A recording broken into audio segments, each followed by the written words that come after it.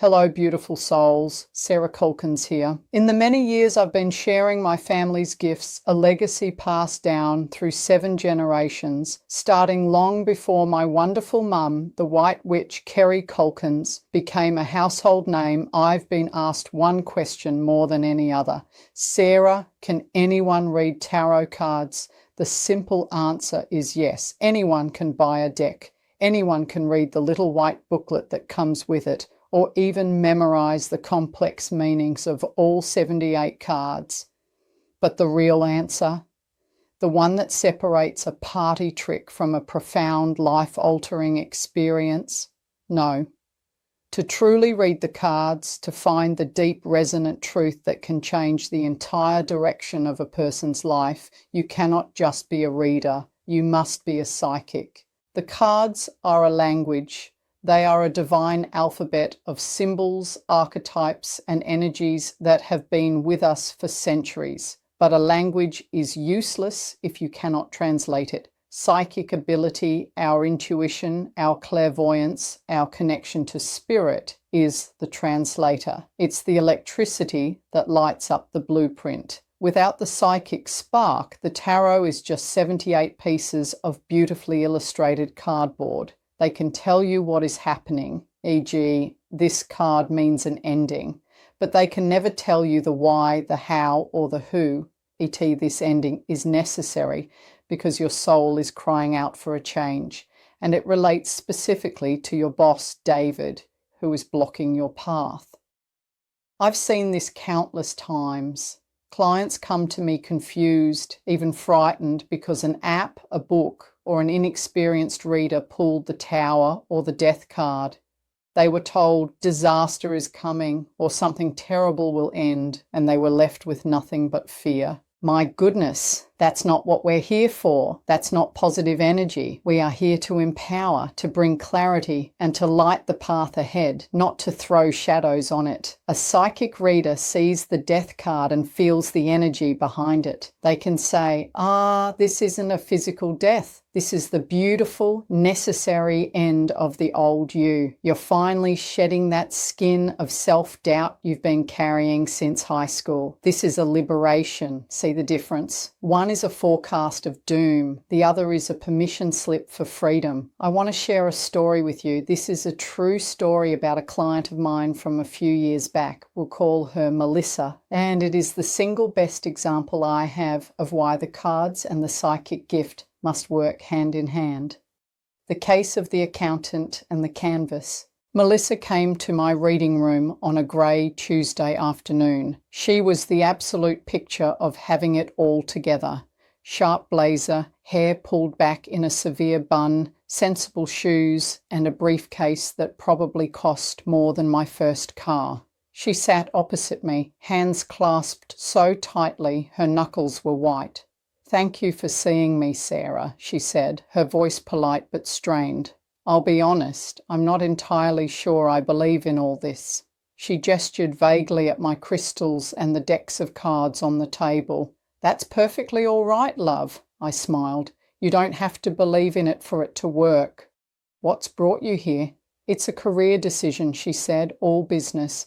I'm a senior accountant at a big firm. I've just been offered a junior partnership. It's everything I've worked for. More money, more responsibility, the corner office. My parents are thrilled. My fiancé, Mark, is already planning the renovations."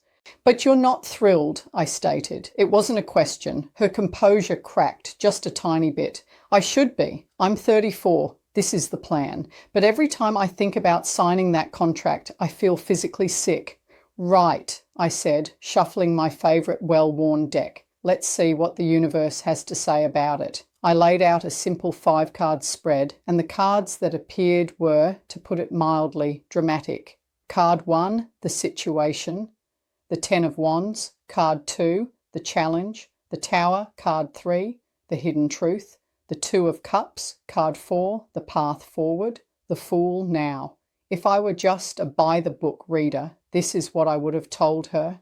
Well, Melissa, the Ten of Wands means you're terribly burdened and overworked. The Tower as your challenge means you're heading for a complete disaster or a sudden catastrophic collapse.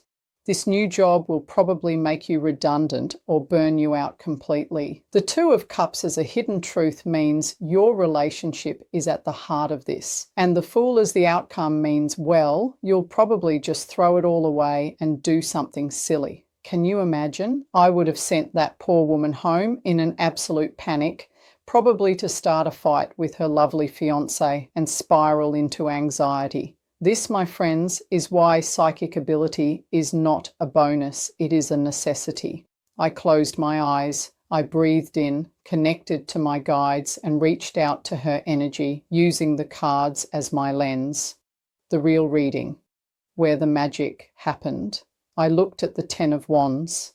The image is of a man carrying 10 heavy sticks, his back bent, struggling towards a town. Melissa, I started, the book says this card is about burden. And yes, you're burdened, but my guides are telling me it's not the work that's heavy. You're a brilliant accountant. You could do that job in your sleep. I looked deeper, past the ink on the card, and into the clairvoyant image that was forming in my mind's eye. The burden, it's a costume. That's what I'm being shown. You're carrying 10 sticks, but they're not real wood. They're hollow. They're what you think you're supposed to be carrying. The good daughter, the successful fiancé, the sensible accountant. The weight isn't the job. It's the lie. It's the pretending. Melissa's jaw dropped. She didn't say anything, so I continued. I'm smelling something, I said, closing my eyes again. It's sharp. It smells like turpentine and linseed oil. I'm seeing colours, bright blues, deep yellows. My goodness, you're an artist, aren't you? The dam broke. The severe professional woman vanished, and a lost girl looked back at me, tears welling in her eyes. I was, she whispered, her voice thick with emotion. I got a scholarship to art school at uni. I was top of my class. But my parents, they said I'd never make a living. They said it was a hobby, not a career. So I switched to commerce. I haven't picked up a brush in, oh God, almost 12 years. There's your 10 of Wands, I said gently. You're not carrying a workload, love. You're carrying a buried dream, and it's suffocating you. Next, I pointed to the Tower. This is the card that terrifies everyone. A lightning bolt hits a tall building. People are falling, fire, chaos. The by-the-book meaning is disaster, sudden upheaval, and destruction. Now this card, I said, this is your challenge. A non-psychic reader would tell you to run for the hills, that the promotion is a trap and the building is about to come down. Is it? She asked, her voice small. No, it's the opposite. I leaned in. The Tower is your safe place. It's the career you've built. It's tall, it's strong, it's impressive. Everyone admires it, and you're inside it, safe from the world. But it's also a prison. You built it so high you can't see the sunshine anymore. The challenge isn't that the tower will fall. The challenge is that you are terrified to leave it. The promotion is the final brick in the wall, locking you in for good. Your soul is sending the lightning bolt on purpose, trying to crack it open so you can get out. This was a profound shift. The card wasn't a warning of an external disaster. It was a symbol of her internal one, the disaster of a life lived in a safe prison. I then moved to the Two of Cups. This card shows a man and a woman exchanging cups, a symbol of partnership, love, and union. The book says this is a strong partnership, I said, and it is. I feel the love from your fiancé, Mark. It's clear and it's real. He's a good man. He is, she agreed, confused. So why is it a hidden truth? Because, I said, tapping the card, you've been hiding from him. This card is about an exchange, but the exchange has been one-sided. He loves Melissa the accountant. He's building a life with her. You have never shown him Melissa the artist. The hidden truth is that you're terrified that if you show him your real self, this beautiful Two of Cups will shatter. You're afraid he didn't sign up for a life with a starving artist. Your silence is the thing putting the relationship at risk, not your art. She nodded, tears streaming down her face. I think he'd be so disappointed. He's a planner.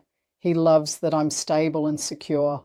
Does he? I asked. Or does he just love you? You're not giving him the chance to love all of you, Melissa. Finally, we came to the last card, the Fool, the card of new beginnings, of leaping into the unknown. It shows a happy, carefree soul walking towards a cliff edge, head in the clouds, not a worry in the world. The by-the-book reading is vague. You're going to start a new journey. Be spontaneous. Take a risk. It's nice, but it's not helpful. I held the card. I didn't just see the image. I felt a pull, a specific geographic pull. Melissa, I said, a smile spreading across my face. This isn't just a new beginning. This is a destination. I closed my eyes and let the psychic information flow.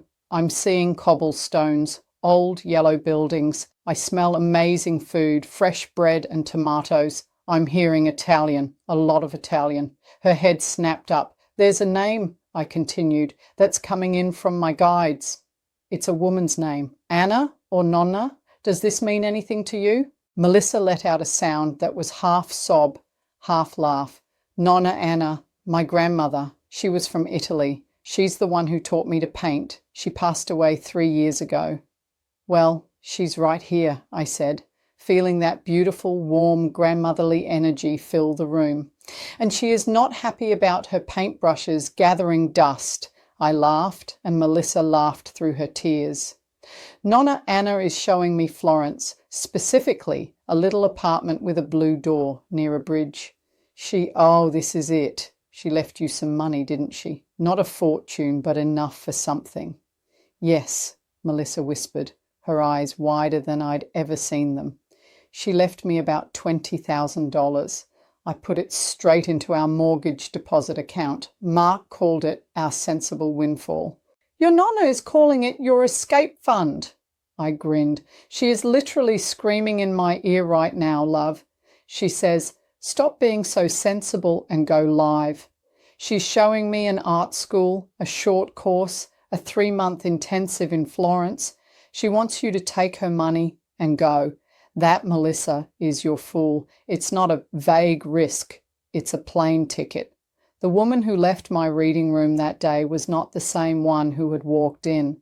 Her blazer seemed to hang differently. Her hair was looser. She was vibrating with a new positive energy. She hadn't just received a tarot reading. She had received a message. The cards had provided the structure. 10 of Wands, you are carrying a heavy, false burden. The Tower.